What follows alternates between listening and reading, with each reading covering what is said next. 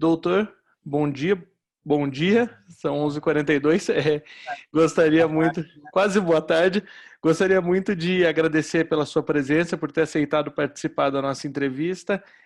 A gente sabe hoje que o tempo está muito corrido, é difícil, então gostaria de começar agradecendo ao senhor em meu nome, em nome da Cortex, em nome de todas as pessoas que vão poder assistir a essa entrevista. Eu queria que o senhor começasse se apresentando um pouquinho, falando um pouquinho sobre você, sobre a atuação. Meu nome é Alexandre Coalholo Benese, eu sou médico veterinário, acupunturista, né? Hoje eu trabalho com outras terapias além da acupuntura, quiropraxia, enfim, a gente vai conversar um pouco mais sobre isso. Sou professor pela equipe do professor André, né? E isso também se estende a Cortex.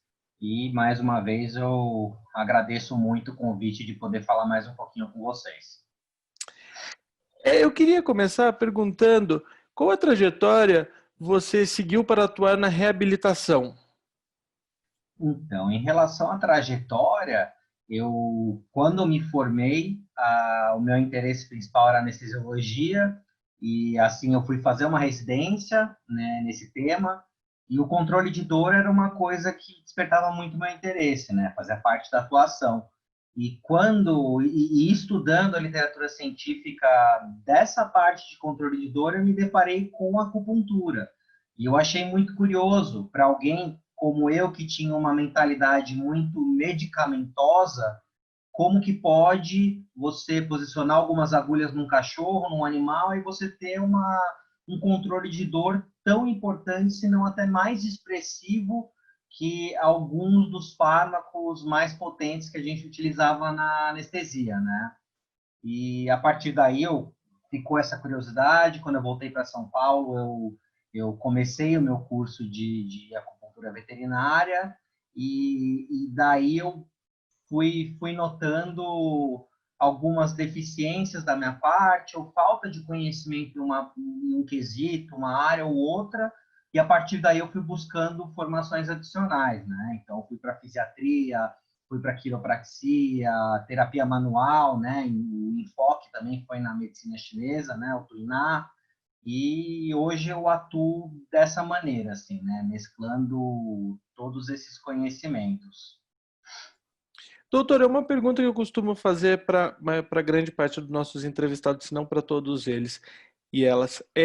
Existe, dos colegas da profissão, existe algum, e dos tutores também, existe algum tipo de preconceito, alguma desconfiança sobre métodos tão tradicionais como a medicina chinesa, mas que fogem do nosso conceito ocidental alopático, né, da alopatia, do medicamento?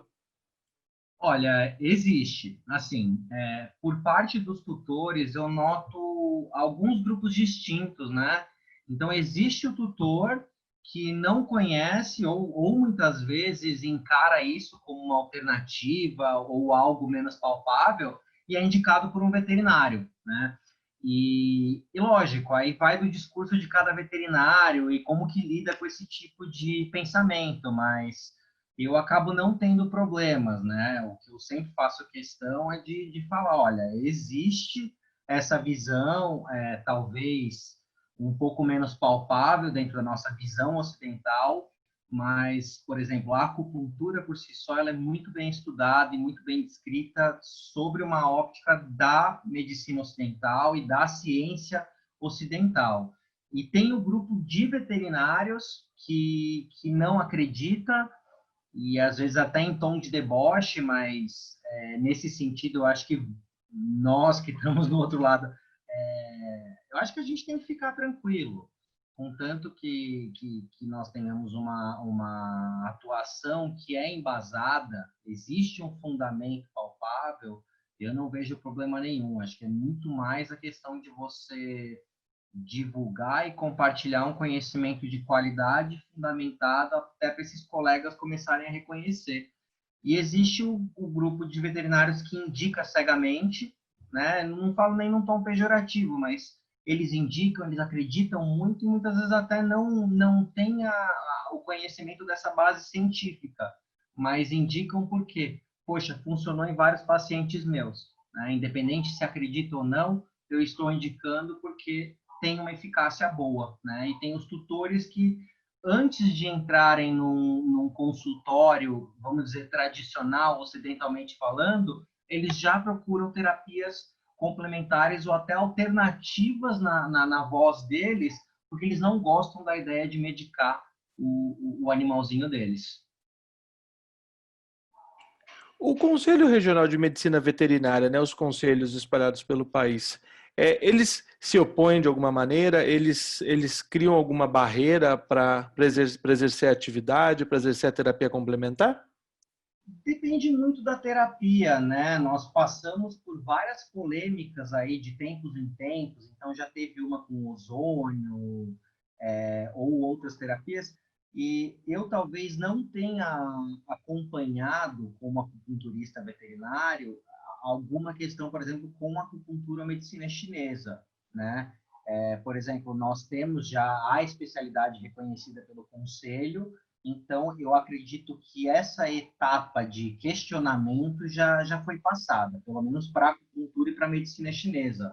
Mas cada terapia que aparece, né, e não que ela surge e foi criada agora, não, cada terapia que começa a ficar em alta, né, nós tivemos um exemplo de ozônio aí, recentemente, sobre uma figura pública falando do ozônio intraretal, e isso gerou polêmica, né? Então, não acho que esteja elucidado, mas eventualmente essas polêmicas são levantadas sobre essas mais diversas terapias, né? No caso, a acupuntura, eu acredito que essa fase tenha passado, espero eu, né? E o que te levou a buscar outras áreas da reabilitação? Te levou a buscar outras áreas de formação na área de reabilitação, desculpa. E foi justamente isso, né? Uma das dádivas ou desgraças, entre aspas, é que quanto mais a gente estuda, mais a gente percebe o quanto que a gente não sabe. E foi em cima disso. Então, eu tinha meus resultados como acupunturista, numa atuação mais básica, e toda vez que eu percebia, poxa, eu estou falhando aqui, ou eu não estou tendo uma eficácia que eu gostaria. Será que eu posso melhorar isso? E estudo vai, estudo vem. Poxa, eu preciso melhorar minha compreensão, por exemplo, do sistema locomotor, que é uma casuística bem recorrente para mim. E, poxa, como que eu vou fazer isso? Eu procurei uma especialização em fisiatria veterinária, né? A reabilitação, fisioterapia, e por mais que eu não atue diretamente com isso hoje, ela me enriqueceu muito como profissional da acupuntura pelo conhecimento de sistema locomotor que ela me proporcionou, né? A partir disso, eu comecei a ter mais contato também com a questão do tuinar. Poxa, existem manipulações, né, algo parecido com um ajuste quiroprático, também na visão da medicina chinesa. E eu fui buscar tanto o curso de quiropraxia como o curso de massoterapia chinesa, que é o tuinar, para melhorar mais ainda a minha atuação, né? Então, a ideia é sempre você abordar uma afecção, uma alteração, um comportamento clínico por várias frentes diferentes. E isso é muito comum na medicina veterinária, de um profissional ter várias formações para poder abordar ou cercar uma afecção de várias maneiras diferentes, né? E, lógico, uma complementa a outra. Uma pergunta leiga. Se eu trato o meu paciente com acupuntura, eu necessito fazer um acompanhamento com medicamentos? E se nesse caso eles seriam alopáticos ou eles seriam fitoterápicos? Na verdade, nenhuma coisa exclui a outra. Então, como eu falei, existem tratamentos que, por opção do tutor, esses tratamentos são feitos exclusivamente com acupuntura. Poxa, mas eu não gosto de medicamento. Ok, a gente pode encaixar a fitoterapia, né? Existe uma ação sinérgica dos dois, principalmente porque a aplicação de um fitoterápico e a aplicação da acupuntura, eles seguem o raciocínio médico da medicina chinesa. E o fármaco, né, a droga, a farmacêutica, que se usa na medicina ocidental. uma coisa não exclui a outra. Existem situações particulares em que você tem que ter cautela na aplicação de um medicamento ou da aplicação da acupuntura em determinado caso. Mas uma coisa não exclui a outra. Grande parte dos meus pacientes chegam para mim com indicação de outro médico veterinário, já sendo medicado, e eu encaixo a minha terapêutica dentro da acupuntura com isso. Então, vamos otimizar. Poxa, esse paciente está começando a desmamar de um analgésico mais potente. Legal, vai ser ótimo porque a gente vai ver como que ele vai se comportar com doses menores de um analgésico, por exemplo, um anti-inflamatório, e como que a acupuntura vai preencher esse espaço de efeitos terapêuticos do medicamento. E muitas vezes a gente consegue deixar o paciente sem drogas, né, sem fármacos, usando a acupuntura e muitas vezes ensinando o tutor recursos que ele pode usar para manutenção do bem-estar do animal. Hoje eu consigo, estou me formando em medicina veterinária, por exemplo, eu consigo trilhar fácil a carreira para sair um pouco do eixo da medicina ocidental e seguir a medicina chinesa? Hoje em dia, vamos dizer, esse tipo de informação está muito mais acessível. Né? Eu me formei em 2009, eu não fazia ideia da existência da acupuntura, por exemplo. Né? Mas se você for olhar atualmente, aqui em São Paulo, por exemplo, já existem algumas escolas que colocam a parte de reabilitação no currículo principal da faculdade. E, em virtude da internet ou das pessoas estarem buscando alternativas não farmacológicas ao tratamento dos animais, isso já eu não vou falar que é de conhecimento geral, mas o acesso a essa informação é muito mais fácil, principalmente com a questão de internet. Né? E mais uma dúvida em relação a isso. Existem hoje profissionais suficientes? A demanda de profissionais, ela atende a demanda de pacientes? Não sei se eu consegui fazer me entender. É fácil Olha, encontrar um profissional no mercado? Acho que eu acho que depende muito do local. Né? Por exemplo, eu sempre tive a vontade de sair de São Paulo, é uma loucura da cidade grande. Mas em termos de demanda, o meu trabalho está aqui. Aqui existe, assim, em termos populacionais, existe uma demanda em número, em termos de profissionais, por mais que existam muitas faculdades aqui, eu ainda vejo que existe um espaço para profissionais da reabilitação.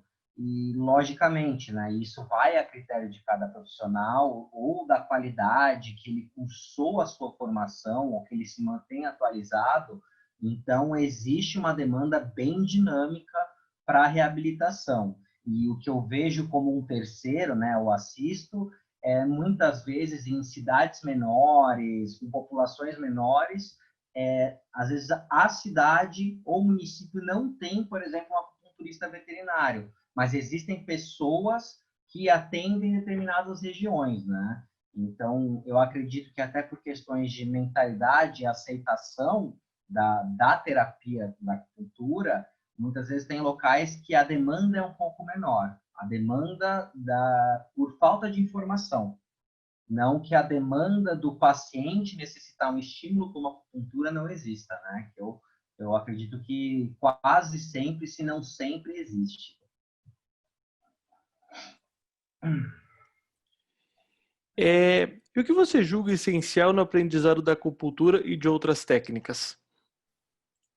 Eu acredito que a busca de uma formação, eu acho que é importante que o estudante, ou quem está buscando a informação, a formação, tenha sempre em mente que qualquer curso que seja de especialização, de aprimoramento, ele sempre vai ter um caráter de introdução. O estudo de uma medicina chinesa ou da própria medicina veterinária é um estudo de uma vida inteira. Então, o mais importante é a pessoa estar aberta a novos conhecimentos, buscar opiniões diferentes, né? Aqui até me lembrou algo que é interessante para falar sobre o preconceito, né? Por exemplo, se você vai a um ortopedista, um neurologista e o tratamento não tem um sucesso, Geralmente, a próxima etapa é procurar um outro profissional dessas áreas. O que acontece com a acupuntura, por exemplo, é caso se procure um profissional, o caso é muito difícil, o profissional não acertou na técnica, o que acontece é que a opinião que fica é a acupuntura não funciona, né? Então, dentro desse espectro de opiniões, tanto de uma pessoa que está buscando uma formação ou está curiosa por uma formação, é sempre importante ver visões e opiniões diferentes. Existem várias escolas de acupuntura, várias escolas que oferecem formações de medicina chinesa, e muitas vezes a gente tem que se atentar a isso. Vamos dizer, eu posso cada vez mais me afunilar em uma formação dentro de uma escola, buscar cursos dentro de uma escola, e pode ser que eu esteja perdendo visões diferentes que complementam muito bem a minha formação. E isso eu digo em relação à acupuntura, fisiatria, fitoterapia, quiropraxia. É super importante a gente estar aberto a visões diferentes, né? Não recebermos o conhecimento com um tom de lavagem cerebral. É só isso que existe, só assim que eu atuo, e se você falar alguma coisa diferente de mim, eu vou dizer que é mentira. Então, eu acho que o mais importante, e sempre, sempre, absolutamente sempre tem em mente que estudar, o aprendizado vai ser para o resto da vida. Não, isso, lógico, é a forma que eu gosto de atuar, eu brinco que eu atuo no caminho do meio. Então, existe a visão um pouco mais lúdica, como diz um colega meu, ou figurativa da medicina chinesa, mas existe a descrição dela dentro do prisma científico. Eu gosto do caminho do meio, porque muitas vezes a minha decisão de uma conduta vai vir mais para o lado da ciência, ou muitas vezes quando a nossa ciência não consegue descrever muito bem um problema, muitas vezes a medicina chinesa que preenche essa lacuna, na visão figurativa, entre aspas, né? Que isso está sujeito a interpretações. Então, estudem sempre. A minha dica é essa: estudem, estudem, estudem. E toda vez que você voltar para um conhecimento, para estudar, seja abrindo um livro de anatomia veterinária ou um livro de medicina chinesa veterinária, pode ter certeza que isso vai ter um reflexo muito positivo na sua atuação como profissional.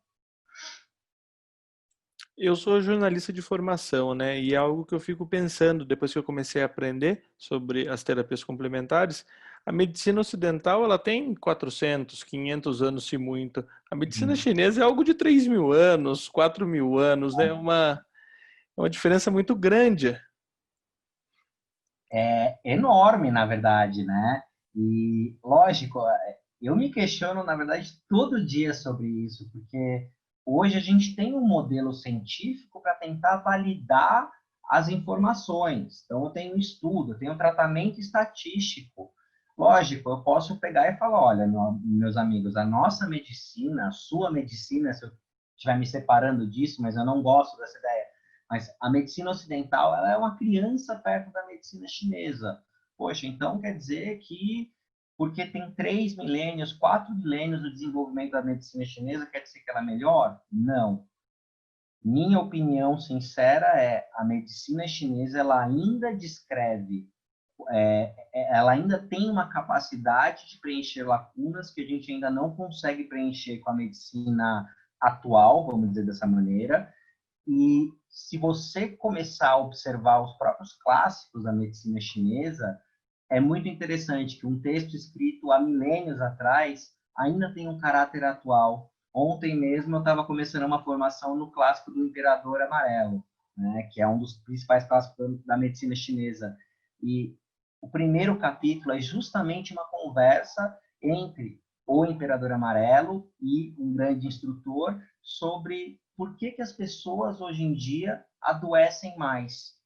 E eles estavam fazendo discussões justamente sobre o estilo de vida, alimentação, preocupação com o outro e não com o próprio bem-estar, e o quanto que isso é atual na nossa sociedade. Quanto tempo atrás que isso foi escrito e quanto que esse tema continua recorrente, né? Então, eu ainda me fascino e ainda me surpreendo por mais que seja um conhecimento milenar e acumulativo ao longo desses séculos, vamos dizer assim, o quanto que muitas coisas ainda...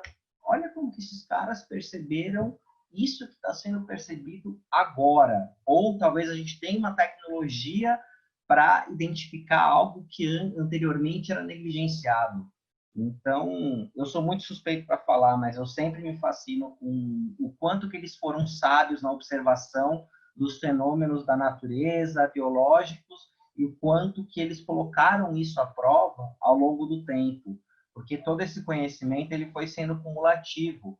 Então, poxa, uma pessoa, né, um estudioso da medicina chinesa, teve uma observação diferente, começou a desenvolver a terapêutica dele com base nisso.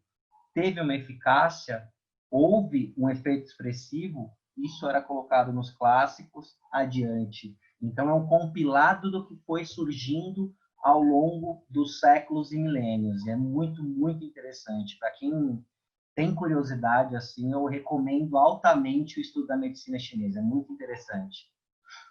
Agora, uma pergunta leiga de pai de pet. O tempo de tratamento. Eu sei que definir tempo é algo muito complicado, né? Porque Sim. um dia e um ano, por exemplo, é muito difícil definir um tempo. Mas ele costuma ser um pouco maior ou um pouco menor do que com os tratamento alopático? A melhor resposta que eu tenho é depende, né? Em que sentido? Depende muito da afecção. Então, vamos supor, eu tenho um pet e eu tentei por muito tempo um tratamento alopático que não deu certo. Então, eu vim buscar uma alternativa a isso na acupuntura. Possivelmente, esse tratamento pode ser um pouco mais longo, porque eu peguei um caso que já está cronificado. Consequências de uma alteração foram se intensificando ao longo do tempo. Então, talvez seja um tratamento mais prolongado, né? A questão é um tratamento ou é algo paliativo? Então, esse cãozinho vai ter que tomar um medicamento para o resto da vida para controlar os sintomas, né? Ou a cura, poxa, é algo que, se controlado, um processo inflamatório, por exemplo, que se controlado nesse animal, eu não vou precisar tomar mais o medicamento. De novo, com que cronicidade que eu peguei esse caso, quais foram as consequências negativas dessa afecção ao longo desse tempo e como eu posso ajudar, certo? Mas, via de regra, quanto mais técnicas a gente consegue associar num tratamento, eu digo, estou fazendo a acupuntura, algumas coisas da fisioterapia, a fito, um pouco de quiropraxia, talvez eu tenha um resultado um pouco mais rápido, né? Mas é difícil falar, até porque uma percepção minha é que a resposta do paciente é muito individual, né? Eu muitas vezes me surpreendo, pacientes idosos que eu esperaria uma resposta mais demorada, poxa, de um dia para o outro tem uma melhora expressiva.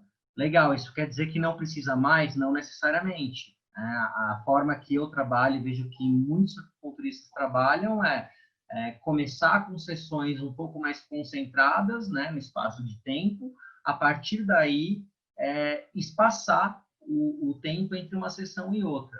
Eu gosto de chegar num ponto de espaçamento que eu falo, tutor, seu animal está sob dispensa condicional. Caso ele se mantenha bem, não vai ser necessário me chamar para fazer as sessões. Caso você note, através de tais sinais, que o animal está começando a piorar, seria interessante a gente retomar as sessões para não deixar esse animal entrar numa crise, por exemplo. Então, não consigo dar uma resposta curta sobre isso. Não, mas é interessante, né? É interessante para elucidar o pensamento de pessoas leigas como eu e de muitos outros que são pais de animais, né? São pais de pet e acabo. É bom para isso, é bom para matar todas as dúvidas, as curiosidades. Com toda certeza. Eu acho importante, assim, a gente tem uma mentalidade no Ocidente, principalmente, de ser muito passivo nos tratamentos. O que eu quero dizer com isso? se eu for num quiropraxista, num acupunturista, num fisioterapeuta, a minha expectativa é, eu tô com um problema de 5 anos, ao longo de 5 anos me incomoda, e eu quero entrar lá, deitar numa maca e sair curado, né? Então, eu acho que isso se estende um pouco até, e eu falo isso também como pai de pet também. A gente tem uma expectativa de que o problema se resolva rápido, né? Mas quanto mais o tutor se envolver, quanto mais o pai e a mãe de pet se envolverem no tratamento, isso fulano, faz um determinado tipo de exercício aqui, faz uma caminhada, uma massagem, uma moxa-gustão no seu cachorro de tal maneira, tantas vezes por dia ou por semana. Quanto mais a imersão no tratamento acontecer e dos vários participantes do tratamento, maior o sucesso, ou talvez mais rápido o sucesso terapêutico vai aparecer. É um pouco mais complexo, né? Lógico, eu digo como sendo paciente de determinados profissionais, né? A minha expectativa é sempre sair aliviado. Mas quando precisa, por exemplo, então, Alexandre, você precisa fazer um exercício assim, assim, assado. Pergunta se eu faço todos, né? Qual que é a minha disciplina? Lógico, com cães e gatos, com nossos animaizinhos, muitas vezes depende muito mais da nossa disposição e disponibilidade para aplicar algum tipo de coisa. E nem sempre é simples, é claro, né? Mas muitas vezes a melhor tarefa de casa que a gente tem para passar para um cliente é a que ele vai fazer, certo? Doutora, para a gente finalizar, eu queria saber como você adapta a medicina chinesa, uma técnica milenar, aos conceitos mais atuais da medicina veterinária e a pesquisa científica. A ideia é justamente o caminho do meio, né? Então, um exemplo que eu gosto muito, inclusive é um tema que eu ministro aula, quando a gente pensa, por exemplo, em meridianos de acupuntura. Então, que coisa imaginária é essa? Oh, meu Deus, são vasos imaginários. Olha que baboseira que inventaram aí. Então, quanto mais vamos dizer, eu mergulho no próprio conhecimento ocidental de anatomia, por exemplo, mais eu vejo que os chineses observaram características de nervos, de artérias, de veias, e agregaram isso, de certa forma, algumas dessas funções aos meridianos, né? Hoje em dia se fala muito do sistema facial, né? Liberação miofacial. Então, são conceitos que, por exemplo, na visão da medicina chinesa, eles já tinham sido descritos, não com esse nome, isso aqui é a fáscia, né? Mas com outras denominações de acordo com a observação deles. Então, uma das minhas maiores paixões, na verdade, é quando eu encontro um estudo científico que tem algo que conversa com a teoria da medicina chinesa. Lógico, eu não posso chegar e falar, olha, eles estavam descrevendo justamente esse aspecto aqui que vocês encontraram nessa molécula, nesse receptor. Mas, frente a vários estudos, uma pesquisa mais extensa, poxa, então se sabe hoje que o estímulo da acupuntura de tal maneira, em tal região, em tal configuração, também influencia esse receptor aqui, que é importante para tal doença, por exemplo. Então, esse meio do caminho para a gente conseguir adaptar, primeiro vem de uma atitude de não querer colocar a medicina, a nossa medicina ocidental de lado, né, e falar, poxa, agora tudo é energia. Vem muito mais de uma coisa, poxa, o que eu posso pegar de melhor de cada um desses lados? Então, será que não existe um estudo sobre tal afecção que eu conheço um mecanismo que se encaixa nesse tratamento? Será que a medicina chinesa já não descreveu uma sintomatologia parecida ou um comportamento de doença parecido com isso que eu ainda não esclareci qual vai ser o tratamento? Então é por esse lado, né? Eu gosto, bem por esse lado. Eu acabo mergulhando no estudo de anatomia, de novo falando, né, dando aquele puxando o gancho, porque eu percebo que quanto mais eu conheço a estrutura pela visão ocidental, melhor eu consigo explicar a estrutura pela visão chinesa. e muitos desses conceitos são palavras diferentes descrevendo as mesmas coisas. E eu acho que uma das maiores belezas é conseguir fazer essa ponte. Poxa, temos vários professores aí que fazem isso com maestria. Tem o Vitor, que vai falar de inflamação daqui a alguns dias. O professor André fala muito disso no contexto de sistema locomotor. O professor Guilherme na parte de comportamento, psiquiatria, também sem palavras. Então, não é à toa que eu acabei caindo, entre aspas, nesse grupo de professores, nessa equipe, porque eles praticam a medicina chinesa de uma maneira que eu admiro muito e tento me espelhar. Doutor, eu queria muito te agradecer, foi uma aula, muito obrigado. Obrigado em nome de todas as pessoas que vão poder assistir essa Eu que entrevista. agradeço a oportunidade. Eu estou à disposição aí, tem meu Instagram, tem todos os materiais do Cortex, que eu estou vendo que eu vou ficar assistindo também. E estou sempre à disposição. Muito obrigado, viu, Carlos, pela oportunidade. Foi ótimo aí bater esse papo.